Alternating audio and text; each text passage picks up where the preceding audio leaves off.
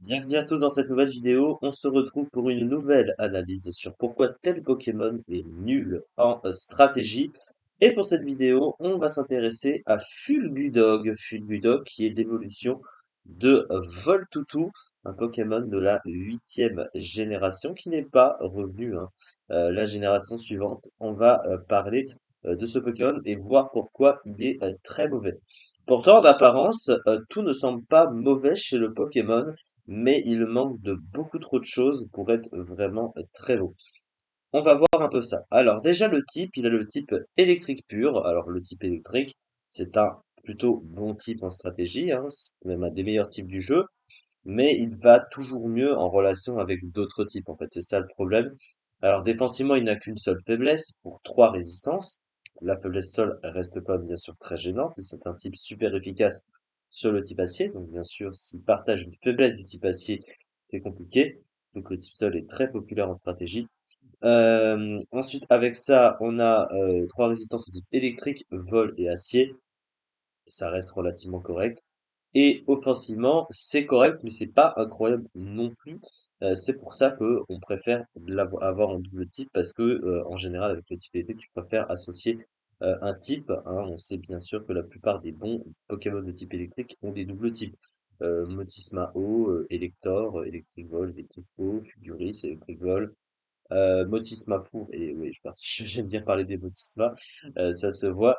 Mais bon, évidemment, il y en a d'autres, hein. C'est juste quelques exemples comme ça. Donc ensuite, au niveau de ses talents, alors il en a deux, ce Pokémon. Il a tout d'abord Prognat. Alors Prognat, c'est un talent qui fait que les attaques qui sont basées sur les morsures sont boostées de 50%. Donc c'est comme si qu'il avait des sortes de pseudo-stab sur des attaques à base de crocs, en fait, tout simplement. Et il a le move pool adapté avec, donc évidemment, c'est un très bon talent adapté à ce Pokémon. Mais ça reste pas fort parce que bah, le Pokémon n'est pas fort, tout simplement. Le Pokémon n'est pas assez fort, ou du moins, il manque clairement de puissance, même avec ça, hein, parce que les attaques à base de crocs, globalement, elles ont pas une énorme puissance, et que même avec 50% de plus, si le Pokémon lui-même ne tape pas assez fort, bah, c'est pas si incroyable que ça. Son autre talent, c'est Battant. Alors, Battant, ça booste de 2 crans son attaque spéciale s'il prend une baisse de statistiques. C'est un talent pratiquement inutilisable là pour le coup, hein, parce qu'il a pratiquement pas de move pool spécial. Le seul move qu'il utilise c'est changer clair, mais bon, tu quittes le terrain, donc pas vraiment trop d'intérêt à utiliser Battant du coup. Donc Battant c'est presque gâché sur ce Pokémon. Acharné à la rigueur, pourquoi pas, euh, mais bon, Battant c'est pas ouf. Alors ensuite, au niveau de ses statistiques, qu'est-ce qu'on remarque? Alors, il a au niveau offensif 90 en attaque, 90 en attaque spéciale. Il tape aussi fort sur les deux specs. Son attaque spéciale est pratiquement inutilisable par contre.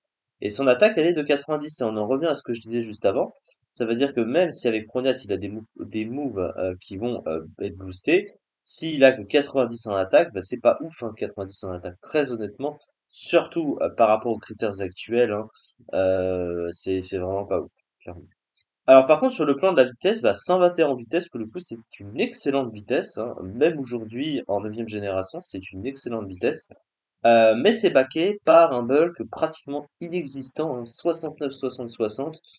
C'est un Pokémon qui ne peut venir sur rien, ce qui en fait pas un très bon pivot, même si avec sa vitesse il peut quand même facilement switcher et assurer ce qu'on appelle le Voltorb, hein, en stratégie, avec l'accès à changer clair stabé.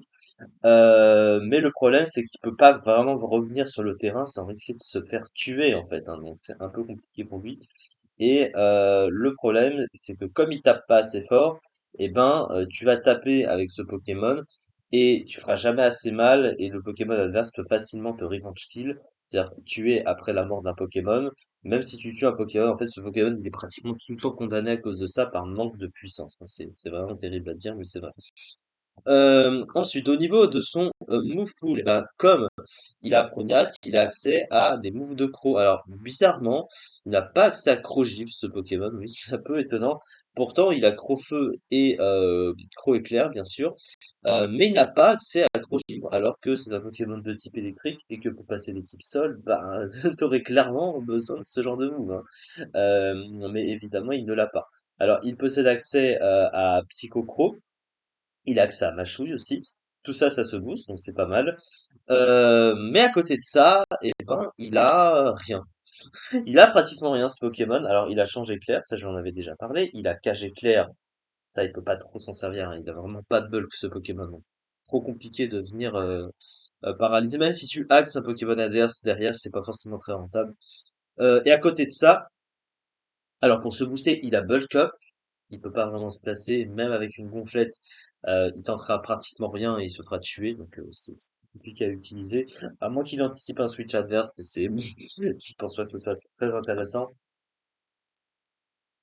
Et à côté de ça, bah le Pokémon, il a rien. Voilà. Il a rien, il a pratiquement pas de move de soutien. Là, il a Calinri aussi en courage. Il a Nuzzle aussi éventuellement, mais c'est rien. Voilà. Donc ce Pokémon, bah, il est condamné à taper. Il est condamné à taper avec les moves qu'il possède qui vont avec son talent. Et comme il tape pas assez fort, bah, t'es obligé de le jouer avec l'Orbevie en général pour lui faire faire assez de dégâts hein, parce que ça suffit clairement pas. Et le problème de l'Orbevie, c'est que ça réduit son espérance de vie, hein. Il prend des dégâts à chaque fois qu'il tape et il peut pas vraiment se placer pour se soigner. Et en plus, il a pas de bon move de soin, il a que repos. Bon, bref, ce Pokémon, il est triste parce que il semble intéressant sur le papier parce qu'il a des moves qui vont très bien avec un talent comme Prognat. Et des Pokémon avec Prognat qui ont des moves, enfin, qui ont vraiment le move pool soigné offensif pour aller avec Prognat. On connaît Rexilius, même Rexilius, bon, Rexilius il est largement meilleur, mais il est pas non plus incroyable. Et bah, vous voyez que ça suffit pas finalement. Il manque vraiment trop de stats pour être vraiment efficace. Et il aurait aimé un double type aussi, ça aurait un petit peu compensé. Ça aurait compensé. Ça l'aurait aidé, genre un type électrique ténèbres ou électrique feu, je sais pas, n'importe quoi. Mais un truc qui le rende plus intéressant offensivement, mais finalement non. Et donc en huitième génération, et ben contre toute attente, et sans trop vraiment de surprise, il était en ZU ce Pokémon, et il était loin d'être top tier. Très très loin. Il était 113e du tiers, 0,45%, même pas 1% du tiers. Ah, et c'est compliqué. Quand tu sais que t'es moins bien classé quand même que Emolga, hein, Emolga qui est juste là, hein, qui est aussi un Pokémon de merde, tu te dis qu'il y a un petit problème dans ta vie. Il est même moins bon que Swobat, Stoutland, Hippopotas aussi. Bon, voilà, hein, le Pokémon il est nul. On avait compris. Voilà, donc c'est ça pour cette vidéo. On se retrouve la prochaine fois pour on va faire une autre analyse sur quel Pokémon est nul en stratégie.